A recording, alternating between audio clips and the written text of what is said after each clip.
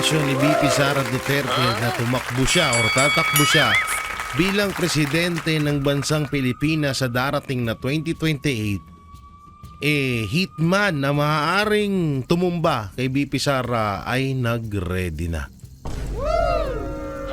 Grabe to. So mamaya ako ipapakita at i-explain sa inyo kung mapatungkol ho dito dahil nung mga nakaraan po ay may mga nakapagsabi ho sa atin na ang last na talagang hakbang na gagawin para lang hindi maging presidente etong si Vice President Sara Duterte, yun nga yung pagpapapatay kay President Sara Duterte. So, 'di ba? Na-i-vlog ho natin 'yan. So ngayon, dahil nga sa pasabog ni VP Sara na siya ay tatakbong presidente sa 2028, at ngayon pa lang piling na ho natin at ramdam na ho natin na siya na talaga ang presidente ng bansang Pilipinas, nagkaroon po ng biglaang meeting ang mga anti-Duterte. At mamaya ako i-explain at ipapakita sa inyo mga banateros, mga kabiyaya. Grabe, no? Oo, tsaka talagang nag-iiyakan ng mga walang iya. Oo, hindi nila malaman kung anong gagawin nila. Siguro baka pinapagalitan na ni Bossing na, oy, kilos na kayo. Tangina, hindi pa pwede yung sinabi ni VP Sara na yan. Tayo dyan, malilintikan tayo dyan. Kailangan yung kailangan gumawa kayo ng kanya-kanya yung video para siraan nyo si VP Sara Duterte. Bigla nagputak ang lahat. Hindi na hanggang sa nagkagulo-gulo na. Talagang karambola ho ang mga anti-Duterte. Hindi nila akalain na magde-declare si VP Sara Duterte ng pagtakbo sa 2028 ngayong 2026 pa lamang. At ang nakakatawa nga ho dito mga banateros, mga kabiyaya, yung ibang mga politiko na 2023 pa lang nag-declare na natatakbo silang presidente. At yung iba ay nag-aambisyon, wala silang komento. Pero nung si VP Sara Duterte na ang nagsalita, biglang nagulantang ang mga hinayupak. Kinabahan yarn. Sobrang dami pong kinakabahan dito sa anunsyo ni VP Sarang ito. Kaya yung mga gago ay mukhang desperado na at talagang gagawin na nila yung final moves ng mga anti-Duterte. Sige. Pero bago yan mga banateros, mga kabiyay, huwag niyo pong kalimutan na i-follow ang aking Facebook page sa Jay Guevara at ang aking Facebook page, ang aking TikTok account na Jay Guevara at ang aking Facebook page sa JG Banateros. At syempre lahat po ng mga page at channel, iba't ibang social media channel, iba't ibang social media platform ng buong Banateros Brothers. At syempre nandiyan na rin po ang SMNI News, at ang iba't ibang mga pages ng mga Duterte yon. So dahil nga dyan, maraming mga umiyak ngayon at kagaya lamang nitong hinayupak na ito. Ayan, stress na siya. Tsura pa lang no? Alam nyo kung bakit pula ang umiilaw ngayon? Kasi talagang madugo. Madugo ang mga nangyayari ngayon. At dumudugo na ang utak ng mga anti-Duterte kung paano talaga nila mapabagsak si VP Sara Duterte. At ang nakalagay nga dito, 2026 pa lang nag-anunsyo na siyang tatakbong presidente. So, ipinakita na wala siyang inatupag kundi mamulitika. Putang ina.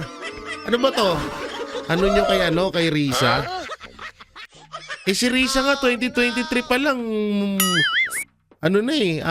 nag-aanunsyo ng tatakbong presidente. Tsaka anong sinasabi niyong pamumulitika? Una, kahit naman din sino, puta si John Vic nga rin ganun Diba? Kahit sino, malaya ho, kahit ako mismo, kahit ikaw nakupal ka,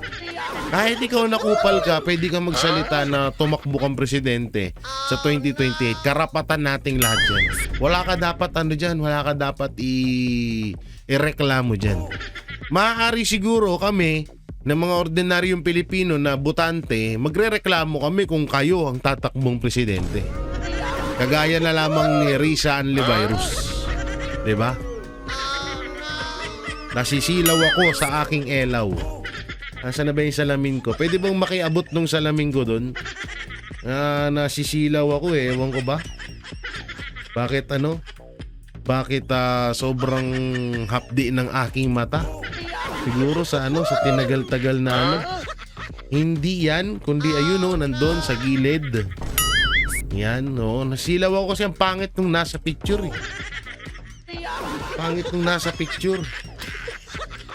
parang siguro na na yung mata ko. So, dahil wala pa tayong salamin na kagaya nung kay Banat Bay na medyo kitang-kita yung mata. Kaya ito muna. Pagpasensyahan nyo muna ha. Masakit ang aking mata. Putay na, pangit kasi itong hype pa to eh. Sino ba to? Si Antonio Tingyo. Isa rin sa makakaliwa to, di ba? Diba isa din to sa kasamahan ni Franz Castro? Hindi ba ako nagkakamali? Diba kasamahan niya to? Kasamahan niya tong hinayupak na to eh. Mukha ding alien no? Natataranta na yarn. Dito tayo. Ito malupit. Nagkakagulo-gulo na sila. Gulo. Sabi dito ni Liamas kay Bam Aquino. Deadly lang naman daw, pero ang tanong, bakit kailangan pang sabihin yun? For what purpose? Deadly, dapat gets mo bakit disappointed ang marami. Eto kasi si Bam Aquino, may nasabi ito na dapat talaga sa Pilipinas litisin. Hindi correct nyo na lang ako dyan sa comment section kung mali ako Yung about to sa ICC kay Pangulong Duterte, hindi ko or kala Senator Bator kay Senator Bongo, hindi ko masyadong sure.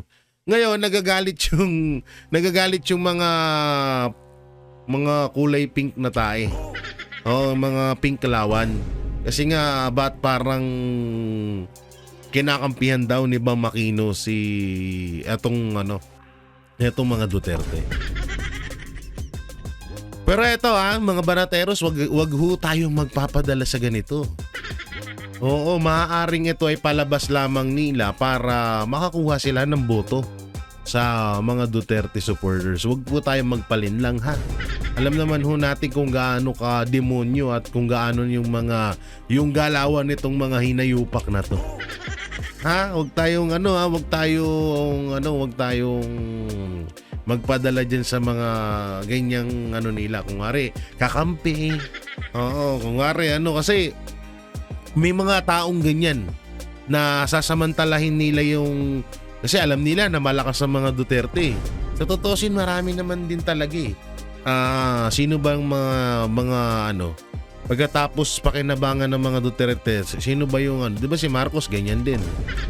Meron pa parang si Bari 4 ba yun? Di ba? At yung iba pang mga senator na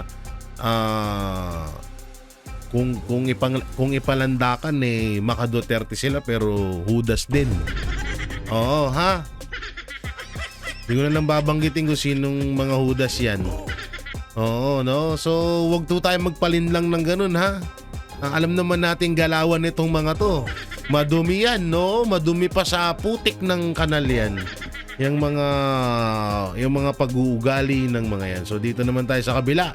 Eto malupit May kilala akong 2 adik. Yung isa kinakausap ang patay.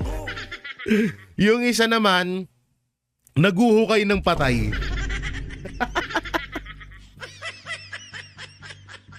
May kilala akong 2 adik. Yung isa kinakausap yung patay at yung isa naguhukay ng patay. Parang kilala ko tong may kumakausap ng patay. Grabe tama nila Tangina, magkano kaya hinihitit ng... Ilang gramo kaya hinihitit ng mga yan? 0.50, 0.20? Iba na yung utak nila eh. Puta yung isang adik naghuhukay ng patay. Tanga, nakita nun. Nasa Bible ba na ang isang pare o ang isang taong tigapaghatid ng kautusan ng Panginoon Diyos kailangan din maghukay ng patay? Para lang masabing guilty guilty si Pangulong Duterte doon sa war on drug. Gago, no?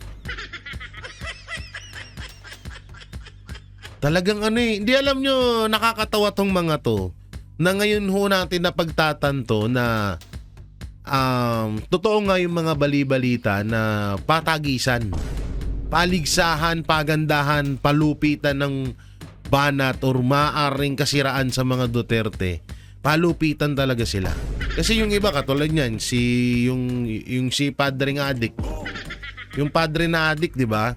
So, para lang siguro ma-impress yung bossing nila, puta na naghukay ng patay. 'Di ba?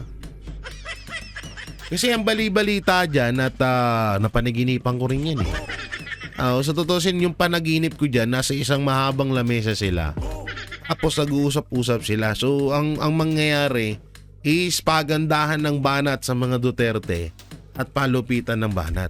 Kung sino yung mas madiin, may additional na talent fee. At kung sino pa yung maaaring kung sino yung makapagsampa ng kaso, sino yung makapagdiin sa mga Duterte, may napakalaking talent fee, extra talent fee with midnight snack. So ngayon, nakikita naman natin, tignan mo, kanya-kanya silang paraan. Yung iba, katulad niya, nila Dilima, nila Castro, puta, tamang gala sa kalsada. Tamang sigaw ng kulong na yan, BP Sara, tapos may mga gano'n, impeach. Duterte panagutin, di ba? Yung iba naman, nagsasampa ng impeachment. Di ba? Nagsasampa ng impeachment. Katulad nung yung isang pastor, tsaka yung isang bayot na congressman. Mamaya, papakita ko sa iyo kung sino-sino yan, no? Isang pastor na ugaling Satanas at isang congressman na bayot. Nagsampa ng impeachment. Tapos, si Father Adik naman, naghukay ng patay. Mas malaking talent nga naman yun. Ikaw ba naman, isa kang pare, maghuhukay ka ng patay? Talagang grabe, ha? Double job. Double job yan. Ako rin, Sir Rob, sa tutusin, dami ko rin kilalang adik eh. Yung isang adik, asawa siya nung adik na kayang kumausap ng patay. Tapos yung isang adik, grabe magnakaw ng pera ng taong bayan. Tapos yung isang adik, anak ng adik na kumakausap ng patay. Yan, dami sila eh. Marami sila. Marami silang mga adik. Tapos may isa ding adik na nadisbar ng 2 beses. Sino kaya yun, no? Kaya yun, no? Madidisbar ka ng 2 beses. Ew.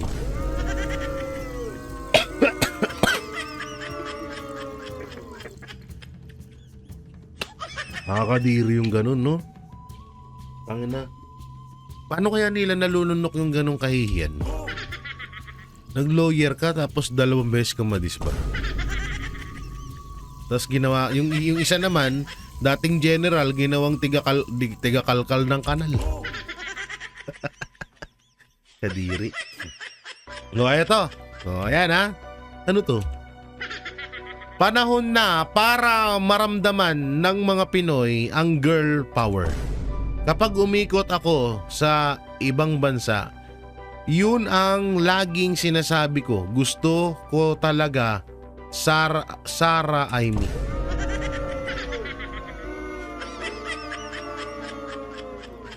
Ay nako.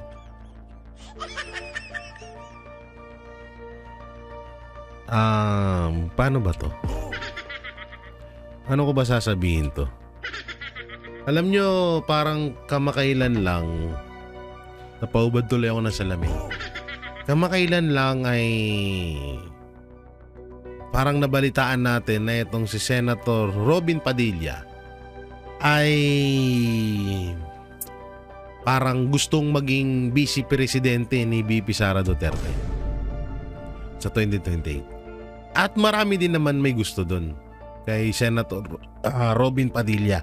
Isa na ako doon. Excuse me. Isa na ako doon sa gusto kong maging vice presidente or maging katandem ni VP Sara Duterte si Senator Robin Padilla. Kaso dito sa sinabi mo, Senator Robin Padilla, medyo palpak. Medyo talagang masasabing medyo naging tulonggis ka dito.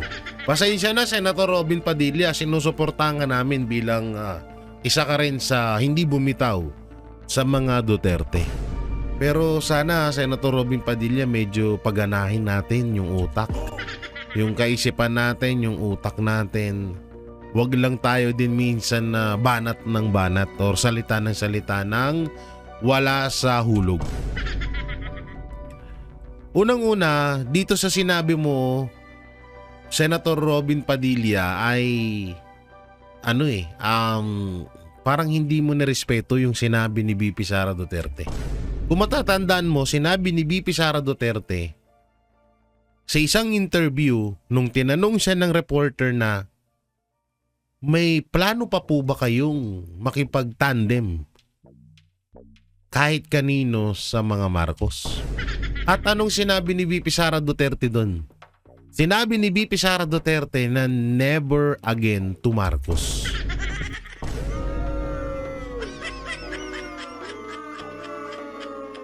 Alam naman natin, tao lang tayo, baka medyo na-excite lang si Senator Robin Padilla dito sa pasabog ni VP Sara na pagtakbo niya nga sa 2028. Baka na na-excite lang kaya nakapagsabi siya na Sara Amy. At eto pa, Senator Robin Padilla, sa nangyayari sa bansa natin, alam ko naman na ang kasalanan ni Pedro ay hindi kasalanan ni Juan. Alam ko naman din yun. Kahit ako hindi tapos ng pag-aaral, alam ko yun. Pero sa kahirapan, sa kawalang iyaan, kademonyuhan na ginagawa ng Administrasyong Marcos sa bansa natin, sa tingin mo, karapat dapat pa ba tayong maghalal? Sorry nagkamali. Karapat dapat pa ba tayong maghalal ng isa pang Marcos? Di ba hindi na?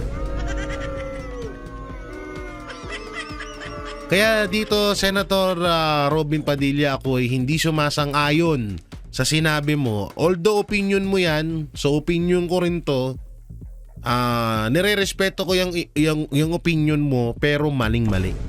Maling-mali. Hindi ko alam kung ano talaga, baka ngayon nga, sabi ko nga sa inyo, baka na-excite ka lang, Senator Robin Padilla, kaya nasabi mo na Sara Amy.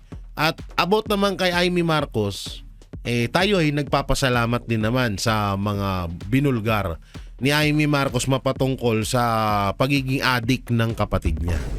So isa ng malaking ebidensya yon laban kay Marcos Jr. na adik talaga siya kasi mismong kapatid niya, ate niya ang nagsabi, mismong kadugo niya, di ba? Nubo tayo. Kaso nga lang, talagang hindi ko matanggap na sa kabila ng lahat ng pinaggagawa ng mga Marcos sa bansa natin at sa mga Duterte or kung sino mang dumidikit or kaalyado ng mga Duterte, may isipan pa ni Senator Padilla na iboto or sang-ayunan si Amy Marcos bilang vice presidente ni President Sara Duterte sa 2028. Maling-mali itong panayam mo na ito, Senator Robin Padilla. Sorry ako ay nang-real talk lang ako Wag ho sana kayong magalit sa akin na baka sabihin nyo binabanatan ko. Kasi tayo nga dito, 'di ba, kapag alam nating mali, binabanatan natin. So, sa tingin ko maling-mali ito. Sobrang mali nitong pahayag ni Senator Robin Padilla. Na parang marami siyang naririnig sa iba't ibang panig ng mundo na Amy Sara sa 2028. Ewan ko sa'yo, Senator Robin Padilla, pero hindi ko papalagpasin to. Hindi porket kakampi ka namin, hindi porket kakampi ka ng Duterte, parang okay lang sa amin to. Sabi nga namin, 'di ba, may kasabihan ang Banateros Brothers. Pag tama, palakpakan, pag mali, banatan. So mali ka dito, kaya binabanatan kita ngayon. Si Senator Robin Padilla ay kaibigan ho natin yan. Kaibigan ng Banateros yan at napakahusay din naman na senator. Pero dito, yung nga lang, palyado siya. Ewan ko sa'yo, Senator Robin. Daming galit sa kay Amy Ang daming pwedeng maging vice presidente ni VP Sara sa 2028. Marami. Andyan ikaw. Andyan si Marcoleta. Andyan si Cayetano. Andyan si Bongo. Andyan si Bato. Kung pwede nga lang kung nasa laya si Pastor Apollo Kibuloy, mas yun ang gugustuhin ko sa lahat na maging vice presidente ni Inday Sara Duterte sa 2028. Pero Amy Marcos, putang ina, demonyo yung hype na pamilya na yan. Tapos gugustuhin mo na makaupo ulit sa isa sa pinakamataas na posisyon sa bansang Pilipinas. Ulul. Hindi pa pwedeng ganyan. Hindi ko pwedeng palagpasin niya na porket ikaw ay Maka Duterte, hindi kita babanatan porket ikaw ay nagkamali. Wala sa bukabularyo ko yun. Porket kakampi ka, tapos mali yung ginawa mo, kukonsintihin ko. Ulol. So yun ano mo may kukomento nyo rito, comment nyo dyan sa baba. So dito naman tayo, ang isa sa mga si Sir Magno. Sabi ni Sir Cielo Magno, sinabing isa lamang na lowest rank lawyer si Senator Marcoleta. Putang ina. Kung si Marcoleta ay lower rank lang na lawyer, paano pa sila Rigadon? Auntie Claire at si Conti? Paano yung mga lawyer na yan? Si Jesus si Palsis ba yun? Palsis ba yun pangalan nun? Si Bayot, yung kamukha ni Shrek. Paano pa yung mga yan? Anong tawag mo dun? Zero rank? Kung nga to lowest rank, mababang rango na pagiging lawyer, paano pa yung mga mga iget na na lawyer? Utangin ng utak yan, Cielo Magno. Para lang may masabi ka, may maka din alam mo sir, siguro sobrang taas na ng tingin mo sa sarili mo. Hindi ko alam kung ano to si Cielo Magno, kung lawyer ba to, teacher, professor, hindi ko alam kung ano yung putay na. Sa panahon ngayon, hindi na rin sukatan ng pagiging professor ka, putang na, tolonggis ka naman pagdating dito. Diba? Wala rin talagang Tangina, Marcoleta gagawin mo lowest rank ng lawyer. Tangina, kagaguhan yun. Paano pa si Kiko nga si Kiko Pangilinan, sige nga, kung lowest rank etong si Marcoleta, putang ina, nagdebate sila ni Kiko. Kailangan pa ng katulong ni Kiko Pangilinan, kailangan pa niya magtanong. So ano ibig sabihin nun? Tinalo ng lowest rank yung highest rank na lawyer? Gago ka ba? Alam mo, paring Cielo Magno, hindi ka nalalayo sa magnanakaw. Kulang na lang ng yung O sa apelyido mo, palitan mo ng A. Ikaw ay Magna Nakaw. Sa bagay, magkakapatid kayo niyan eh. Ang magnanakaw kapatid ng sinungaling at ng manloloko. Eto, isang kalokohan tong pinagsasabi mo eh. Puta na si Kiko, kung para sa'yo ay highest rank na lawyer, si Kiko Pangilinan, puta na tinalo siya ng lowest rank, di mas nakakahiya yun. Tanga. Oh, lol. Ay, ano nangyayari sa mga dilawang tayo na to? O, dito na tayo. Ito na, si paring adik. Ay, si paring adik. Sabi niya, etong vice-presidente ng bansa, nangangarap maging presidente, sabi ni Father Adik. Ang padreng naguhukay ng bangkay. Ano naman, utang ina eh, kung ikaw nga pare, may ambisyon ka rin maging presidente, ako nga vlogger eh. Gusto ko rin maging presidente eh. Kalayaan naman natin yun na mag-ambisyon. Putang ina, si Risa Ontiveros nga na isa sa mga kawatan na mga walang kwentang bobong senator eh. Sa kasaysayan ng Pilipinas, nag-aambisyon. Si BP Sara pa kaya? Kung si John Vic Rimulya nga na walang nagagawa dito sa bansa natin eh. Isa rin sa Tolongis eh, nag-aambisyon eh. Si BP Sara pa kaya?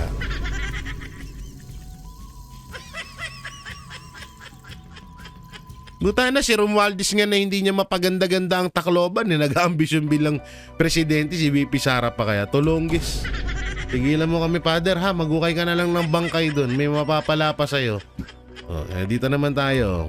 Ang mga Pilipino na miss ang kamay na bakal ni Pangulong Duterte. At yan naman din talaga. Hindi sa totosin.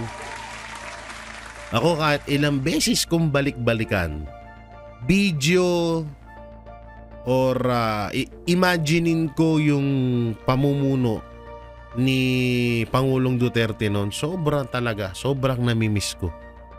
Lalong-lalo na yung malasakit, tapang at malasakit niya para sa bayan.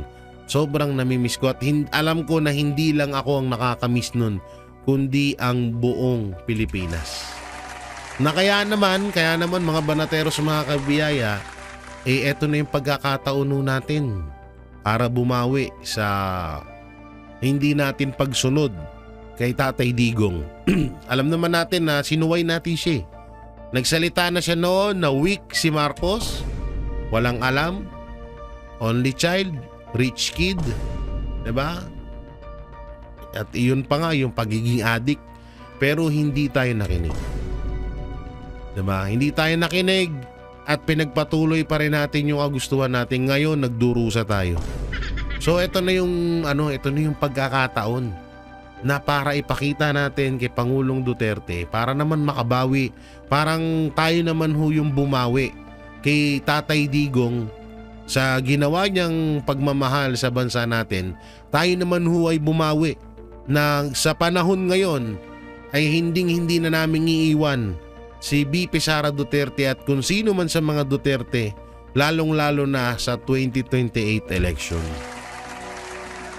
Dapat maging na tayo, yung lahat na. Sa yung talaga full blush. Full blush ba yun? Blush. Kasi yung talagang magkakaisa na tayo talaga. At wala tayong sasayangin. At yung mga patapon na mga kalaban ni BP Sara, wag nating iboto. Diba? Kahit naman sino, namimiss talaga ang pamamalakad ni PRRD. Sa totoo nga, kapag nasa Davao ko, yung umuwi na Maynila. Sa Davao, maaamoy mo lang doon yung durian, preskong hangin galing sa dagat. Dito sa Maynila, ano maaamoy mo dito? Usok, amoy kanal, ano pa ba? Amoy adik. So tayo ng mga adik ngayon, porket nag-a-addict na puta, minsan 1 week walang ligo ang mga hayop. Kasi takot mamatay. Pero mo, 1 week kang walang ligo, 1 week ka rin walang tulog, so paano ka maliligo? Diba? 1 week ka na walang tulog, so hindi ka talaga pwedeng maligo nun. Mamamatay ka. Mamaga utak mo nun. Oh. Tingnan mo yung isang adik sa sobrang magana yung utak, pati yung tatay niya nakakausap niya na kahit matagal nang patay. Di ba? Okay, dito naman tayo. Oh, asan na yan? Oh, eto na. Patawad kung tinulungan kong mahalal si PBBM bilang Pangulo ng ating bansa. Ang sagot ni Auntie Claire, siguro po dapat mauna niyang hingiin ng tawad kung ano man ang mga issue ng katiwalian at di umano'y paglulustay ng confidential funds ng OBP at DepEd at that time. Pangina mo, Auntie Claire talaga. Oo, pinagsasabi po. Alam mo, Auntie Claire, lahat ng... Alam niyo ba si Auntie Claire ang isa sa pinakakalaban niya ay sarili niya? Paano ko nasabi yon? Paano ko nasabi, ha? O eto, may papanood ako sa inyo. Paano ko nasabi yon? Paano ko nasabi na si Auntie Claire ang kalaban niya ay sarili niya? Ito, papanoorin natin. Marami pa po siyang dapat na ihingi ng tawad. Akin pong i-enumerate. At Ipapanood ko sa inyo yung video ni Auntie Claire na pangsupalpal sa video niyang to. Okay? O, panoorin natin. mukhang nakalimutan niya itong ihingi ng tawad. Una po, mas dapat niyang inunang humingi ng tawad sa taumbayan, lalong-lalo na sa mga biktima ng EJK. Okay? O, yan. Ayan na. Lalong-lalo na daw sa EJK. Yan daw ang unang ihingi ng tawad ni BP Sara. O, tuloy natin. Dapat niya rin pong ihingi ng tawad at nakalimutan niya nang siya ay magsabing mayroon siyang kilalang assassin at handa siyang magpapatay. O, yan. Isa pa din daw yan. Okay? At ang assassin na to ay nag-agree or sumang-ayon sa kanyang plano.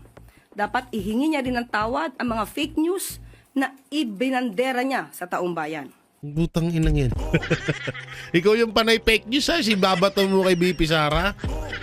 Okay? Okay. Ipaghingi rin niya po ng tawad ang mga pagbabakasyon, personal trip, at Butay na pati yung pagbakasyon ni BP Sara na hindi naman kumukuha sa pondo ng Office of the Vice President. Butay na, sinisilip mo. Wala ka nang masilip, girl.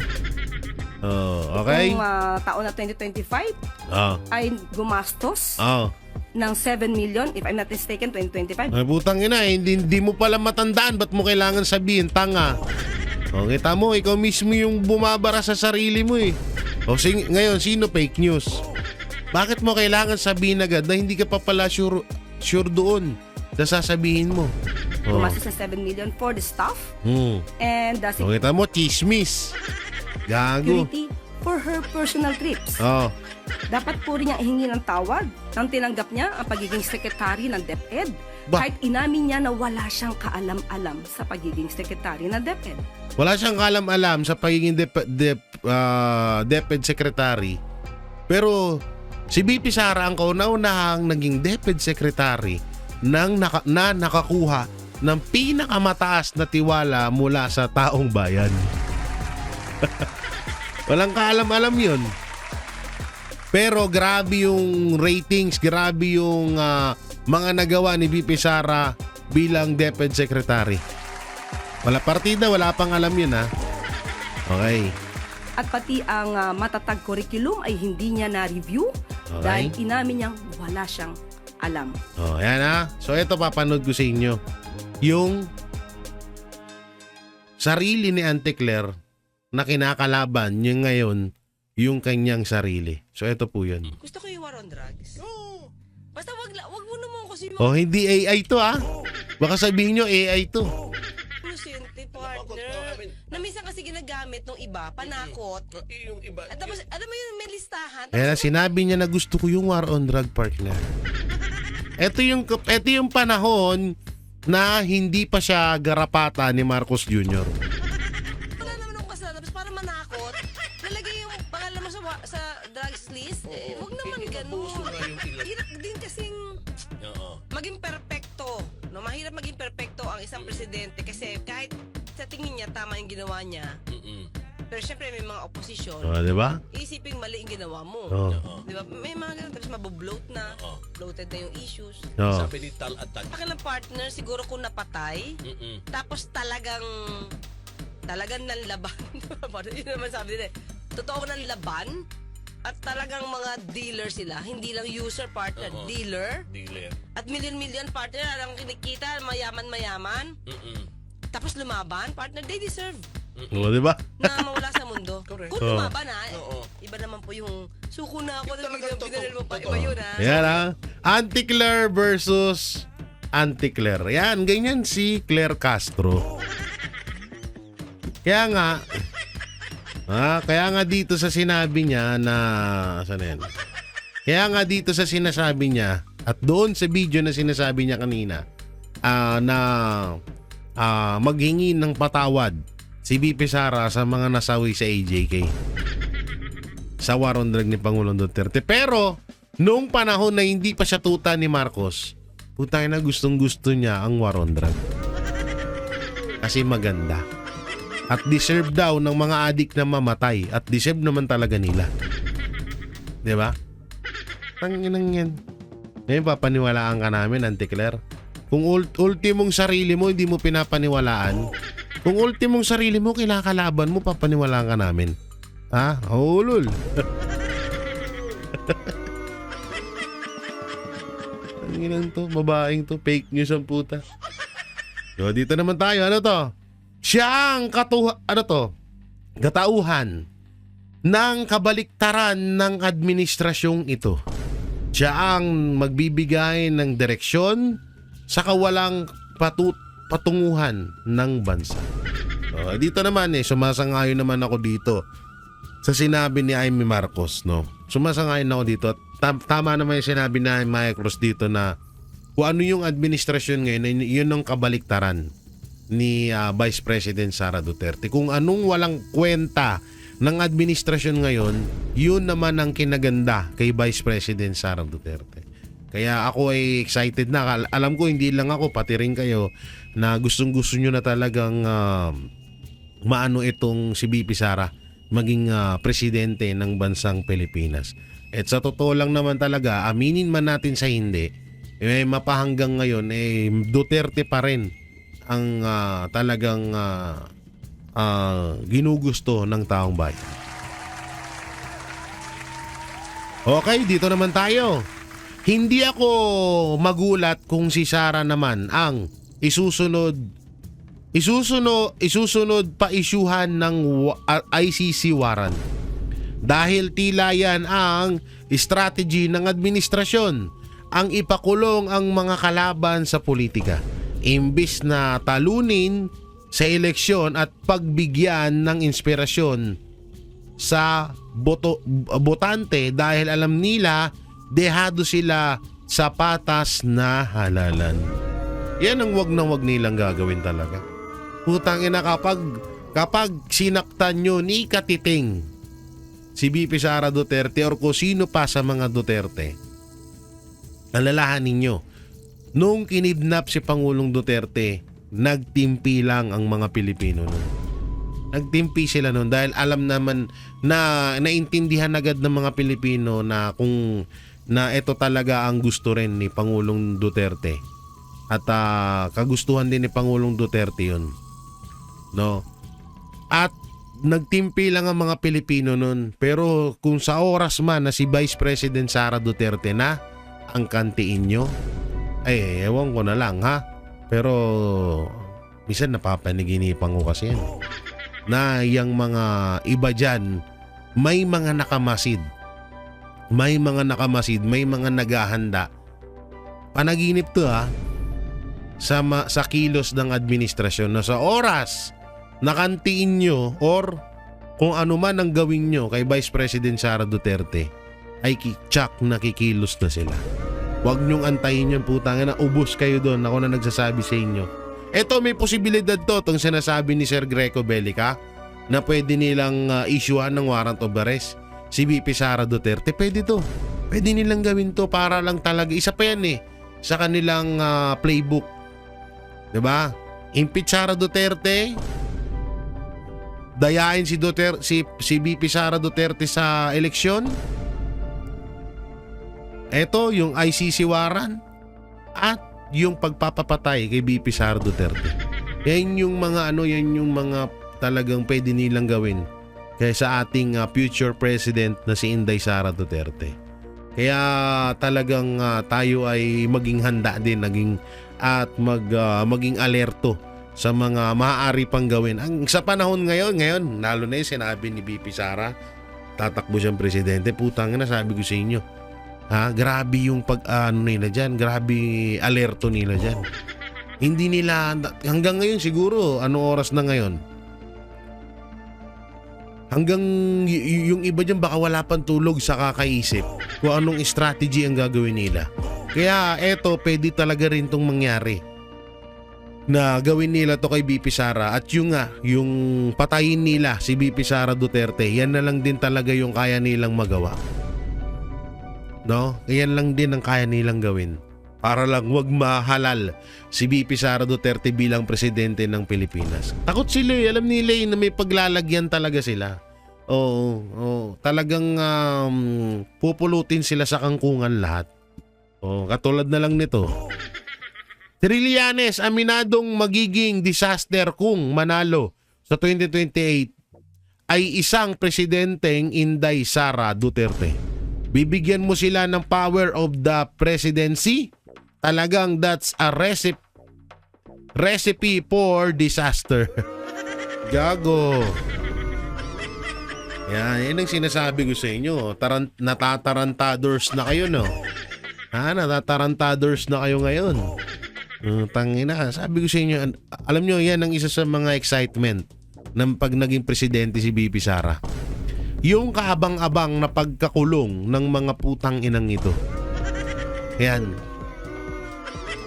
Pagkakulong ni Torre, pagkakulong ni Trillanes, pagbalik sa kulungan ni Dilima, pagkakulong ni Franz Castro at iba pang mga makakaliwa, pagkawala ng mga makakaliwa sa Pilipinas, pag-firing squad sa mga kurap, yan ang mga kaabang-abang na mangyayari. Utang ina. Talagang aabangan ng taong bayan yan. O eto, mga kababayan, humihingi ako ng paumanin patawad kung tinulungan ko mahalal si BBM. Alam mo, VP Sara Duterte, matagal na ho naming wala na ho sa amin yan. Wala na po sa isipan ng mga Pilipino dahil alam naman din namin kung kami nga, napakadami namin, nabudol kami ni Marcos. Ikaw pa kaya na nag-iisa? Diba? Ay, ano yung napindot ko na yun? Di sa totoo lang tayo nga Million tayo. Iba-iba utak natin. Nabudol tayo ni Marcos. What if pa si VP Sara Duterte? Diba? Kaya Vice President Sara Duterte, hindi na hindi na big deal yan sa sambayan ng Pilipino na yung mapatungkol dyan sa pagtulong mo na maging or pagsuporta mo kay Marcos Jr. Alam namin na kahit ikaw ay nasa isip mo na hindi natin alam talaga na ganito pala talaga ang ganyan pala kademonyo ang isang Marcos Jr. Kaya naiintindihan ka namin. Okay? Ito. Ano to? Kaya klaso ay giniit na hindi si VP Sara ang naghalal kay Marcos Jr. Sabi niya rito, ang taong bayan ang naghalal kay PBBM. Oo nga, ang taong bayan nga, alam nga naman si VP Sara lang. Ano yun, nag-times million si VP Sara para iboto si Marcos. Ang ibig sabihin, tulonggis ka kasi utang ina mo kaya hindi mo alam eh. Ang ibig sabihin ni VP Sara sa pamamagitan. Totoo naman, bakit? Bakit nung 2016 hindi to nanalo tong hype na to? Kung talagang malakas yung loyalista nyo. 2016 di nyo napanalo tong hype na to eh. Nung kumampi kay VP Sara, puta na panalo. Biruin nyo yun? O sabihin na natin, sige, 16 million ng boto ni Marcos Jr. kung di ako nagkakamali, 16 or 14 million ang boto ni Marcos Jr. nung 2016. Ilan yung boto niya nung nakaraan? 30 million. So ibig sabihin 15 million ang nadagdag. Saan galing yung 15 million na yon? Eh di sa mga Duterte, tulongges. 'Di ba? Butante, supporters ng mga Duterte yung 50 million na yun. Sabihin na natin may 15 pala, sorry. Sabihin na natin may 15 million na loyalista na bumoto kay Marcos. At doon natin kunin yung sa 2016. O, di ba? Napaka tawag dito. Napaka basic lang. Tsaka taong bayan talaga ang bumoto, ang naghalal kay Marcos Jr. Pero hindi siya itboboto ng taong bayan kung hindi dahil sa mga Duterte, Tolongges. Eto ang Shelo Magno. Sir Shelo Magno. Eto ang lawyer na lowest rank. Hindi gumagana utak, tanga. Aslo kung sa Bisaya. Sa Ilonggo, sa Ilonggo nga haslo. Sa Ilocano, hindi ko alam kung ano yung bobo sa Ilocano eh. Sa Bicol, Udo. Ay, sorry. Ito. Ang mga drug lords, communist terrorists, Unipings, Buaya, Amboys, at maging ang mga Amerikano ay pagsasamahin ang lahat ng kanilang kakayanan para pigilan ang hindi mapigilang Inday Sara Duterte. Putang ina. Ang susunod na Pangulo ng Republika ng Pilipinas. Grabe yun. Ang tindi nitong pahayag ni Sir Orlando De Leon. No, lupit, no? Oo, sige lang, magsanib puwersa sila, mga putang nila. Magkakamatay din yung mga yan. Ay, ito na pala yung nakita natin kanina, no? Kamukha ni Smigo lang. Putang, ba't ganyan mga BP Sara? Ba't kaya ganyan yung mga kritiko mo? Putang na, ang chacharat. Ano? Anong tawag doon? Churarat. Papangit. Sorry hindi man ako kagwapuhan pero cute ako. Ay. Pero putang ina, tingnan mo yung tsura nito. Sagwa eh. Bibi Sara, ba't ganyan mga supporter? Ba't ganyan yung mga kalaban mo, no? Parang dinrawing yung mukha.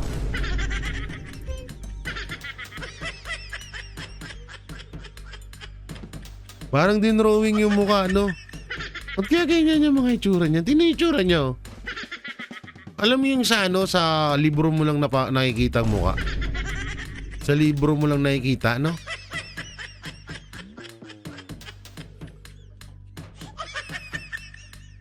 Tapos ang malupit pa diyan, ang papangit na ng mga mukha, ang tatanga pa. Sa tutusin, mas okay yun. Sumasabay ka kung ano yung nakikitang panglabas sa'yo. Pangit ang mukha mo, pangit ang ugali, it's a tie. Speaking of pangit, ito, diba? Pangit ugali, pangit din mukha. Yung mga nag-iiyakan ngayon. Delima, umapela. Kung pwede sana ang focus dito, impeachment muna. Sige lang, mag-focus kayo sa impeachment. Kami naman, nakapokus kami kung kailan uupo si BP Sara bilang presidente ng bansang Pilipinas. Yan lang, hindi namin naiintindihan ang impeachment na yan. Hindi namin naiintindihan. Alam namin malinis konsensya ni BP Sara. Isusumbat nyo, JK na naman. Yung confidential fund, 125 million. Puta na, trilyones nga nawawalang pera ngayon sa Pilipinas, di kayo makakuda. Mga ulupong. Eto na, yung sinasabi ko kanina, isang bayot at isang pastor na nagsasamba sa demonyo.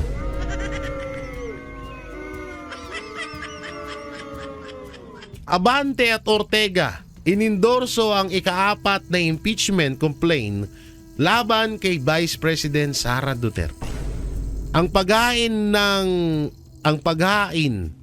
ay naganap sa gitna ng umiinit na diskusyon sa politika matapos ideklara ni VP Sara ang kanyang intensyong tumakbo bilang Pangulo sa 2028.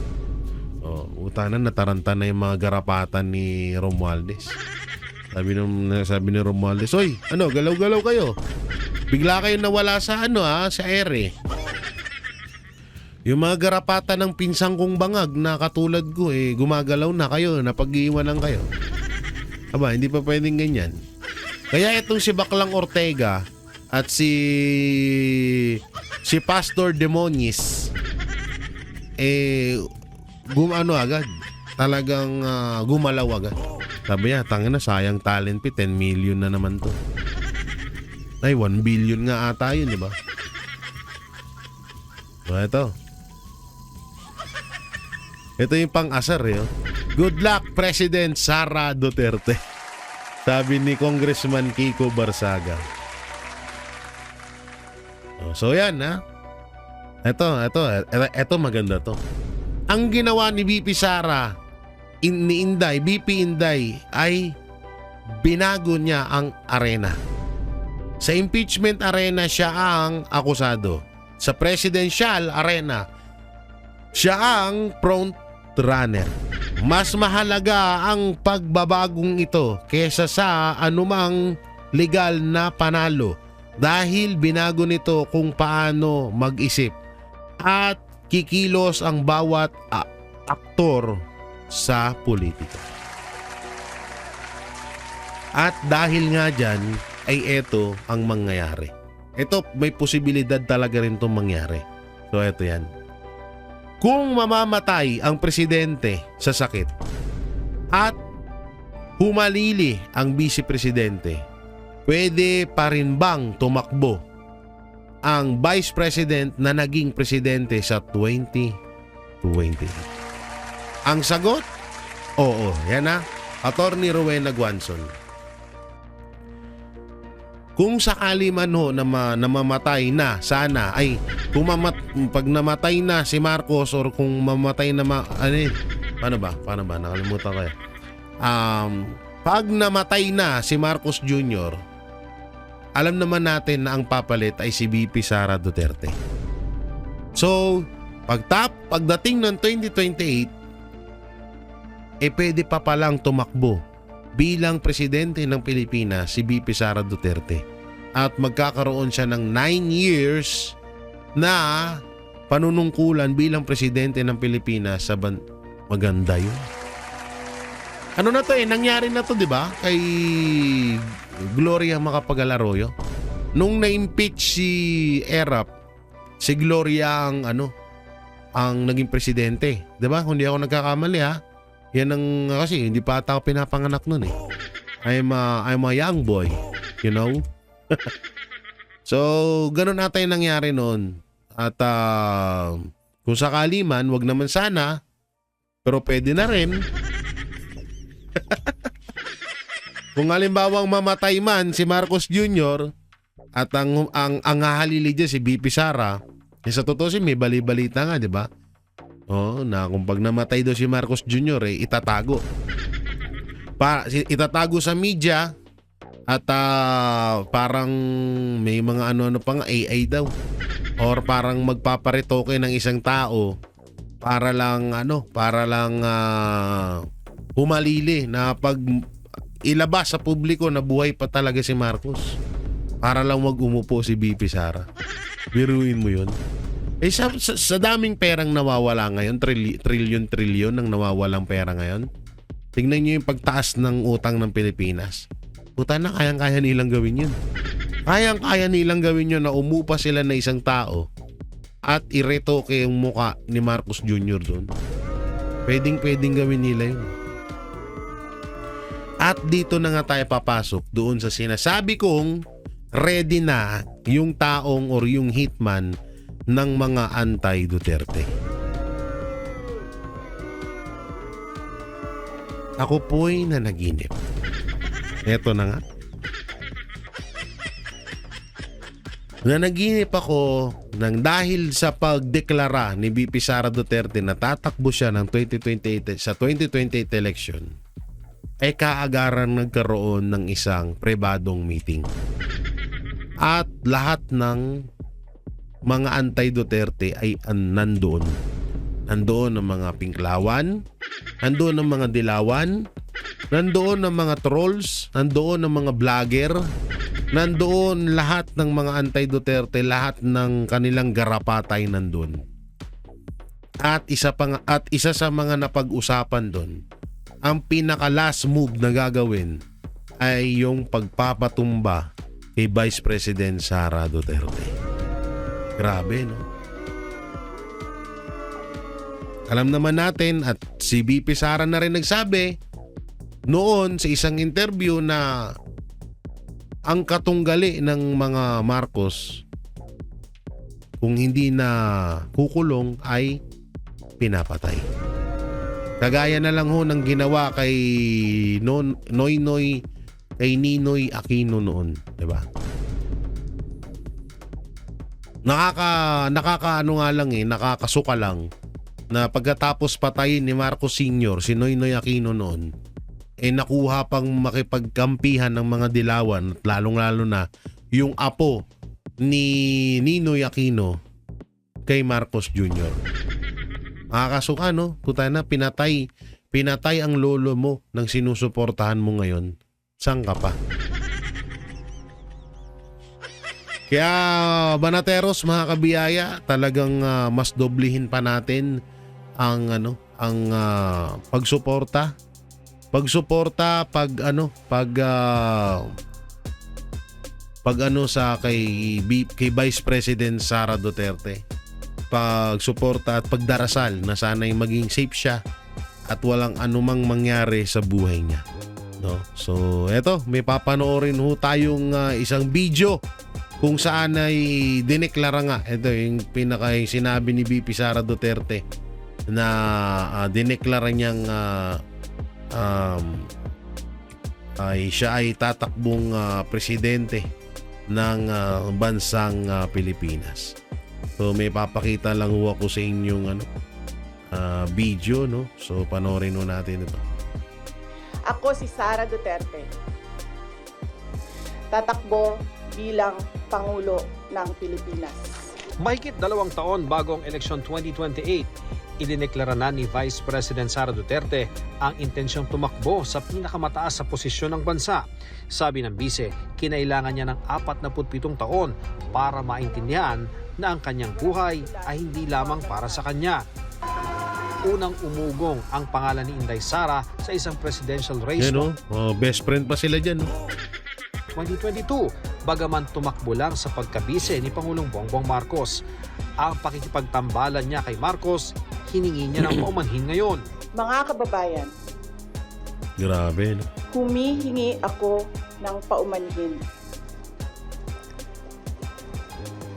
Patawad kung tinulungan ko mahalal si BBM bilang Pangulo ng ating bansa. Ipinaliwanag ng bise ang umano'y mitsa ng lamat sa pagitan niya at ng dating katandem sa unit team. Sa unang mga buwan ng aming mga termino, nakita ko na ang kawalan ng katapatan ni Bongbong Marcos Jr. sa mga pangakong binitawan noong kampanya. Pati na sa kanyang sinumpaang tungkulin para sa bayan. June 2024 nang magbitiw si Duterte bilang kalihim ng Department of Education o DepEd. Dahil hindi ko kinaya na maging bahagi ng 2025 national budget na tadtad ng katiwalian. Pinili kong umalis sa kabinete. Kahit alam ko na mula pa noong 2023 na ang magiging kapalit ay ang aking impeachment. At dahil sa ambag umano sa panalo ng Grabe, Pangulo, inihingi rin ng tawad ng Vice Presidente ang mahal na bilihin, kawalan umano ng seguridad sa pagkain, kapos na kita, hindi umano epektibong healthcare, kawalan umano ng independent foreign policy at korupsyon. Patawad. Kung hanggang ngayon ay marami pa ring Pilipino ang nalulunod sa Matay baha yung balahibo ko sa sinasabi ni ng BP Sara. dahil sa malawakang korupsyon.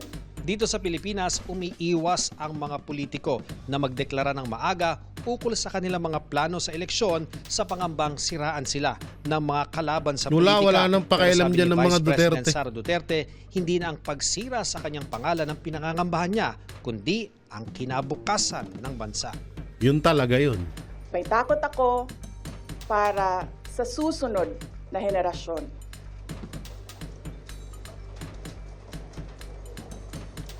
May takot ako para sa mga kababayan nating walang bahay sa ibang bansa. Walang pangalawang pasaporte. Walang ibang matatakbuhan kundi ang Pilipinas. Kahit ito'y patuloy na nalulugmok sa kahirapan. Hindi raw siya Grabe. makakaluhod at makakahingi ng tawad sa bawat isa. Kaya sa halip, I offer my life, my strength, and my future in the service of our nation. Yes! inanunsyo niya ang desisyon sa gitna ng bagong Galing. impeachment complaints na kinakaharap niya sa Kamara. At halos 1 linggo bago ang confirmation of Putang ina. charges hearing Kaya sa ang kaso ng daming amang umiiyak sinating ngayon Pangulong eh. Rodrigo Duterte sa International Criminal Court. Marami mang gustong magtanong sa bise, hindi mo na yan pinaunlakan kasunod ng anunsyo. First question. Next time na ang question. Oh. Thank you. Okay. Morning. Iniwan ko kay JC yung kabuuan ng speech. Para sa GMA Integrated News, Okay na, ano? Wasak. Oo, grabe. Putay na. Ang sabi ni BP Sara ay hindi niya na ano eh, hindi niya na inaano yung paninira kasi ano eh. Simulat sa pool sinisiraan na si BP Sara, 'di ba? So, nangyayari din talaga 'yon na may mga politikong takot magdeklara ng maaga ng kanilang pagtakbo sa isa sa mga mataas na posisyon katulad ng senator, tulad ng vice presidente or presidente. Nangyayari din talaga at totoo naman yun. Pero dahil simulat sa pool, sinisiraan na ang mga Duterte, na yan ang pinakamaling ginawa ng administrasyon. Simulat sa pool, maling-maling ginawa nila yan. Nang dahil sa paninira nila, mas tumatag, mas lumaki ang tiwala ng sambayanang Pilipino sa mga Duterte dahil dyan sa ginagawa nila. Kaya ngayon, eto si BP Sara, hindi na para matakot na siraan siya dahil matagal na siyang sinisiraan ng mga anti-Duterte. Na tayong mga ordinaryong Pilipino ang nakakalam kung sino ang mga Duterte at kung ano ang magagawa ng mga Duterteng kabutihan, kahalagahan at pagmamahal sa bansa natin. Alam na natin yun. Kung kinagandahan dito, natatakot si BP Sara Duterte na, kaya nga 'di ba sinabi niya, baka wala ng Pilipinas sa 2028. Baka wala na yung bansa natin sa 2028. Kaya idineklara niya ngayon, natatakbo siyang presidente kasi nga natatakot siyang etong bansa natin ay lubusang malugmok, lubusang mabulok dahil sa korupsyon, droga, krimen, pagtaas ng bilihin lahat, pagdami ng mga terorista, pagdami ng makakaliwa sa bansa natin. Kaya BP Sara Duterte, buo ang suporta sa pamamagitan ng YouTube channel ko na to. Alam ko, hindi ho kalakihan ang aking YouTube channel. Ako ay isang small YouTuber lamang. Pero dahil kahit papano may mga nanonood at nakakapaghatid ako ng tunay na balita sa mga kababayan natin, especially to OFW Hero Abroad, 100 trillion o mahigit pa, trillion % ang suporta namin ng buong Banateros sa pamilyang Duterte at kay Vice President Sara Duterte. So yun, hanggang dito na lang mga Banateros, mga kabiyay, at ano pong may kukomento nyo sa mga napag-usapan natin, comment nyo lang po dyan sa baba. At syempre, huwag nyo na rin kalimutan na i-like and share ang ating YouTube channel. Pakipindot na lang din po yung bell button para lagi kayong updated sa ating mga video araw-araw. So maraming salamat. Ingat po kayo palagi. God bless and peace. And bye-bye. Go, BP. Ay, hindi na pala. President Sara Duterte.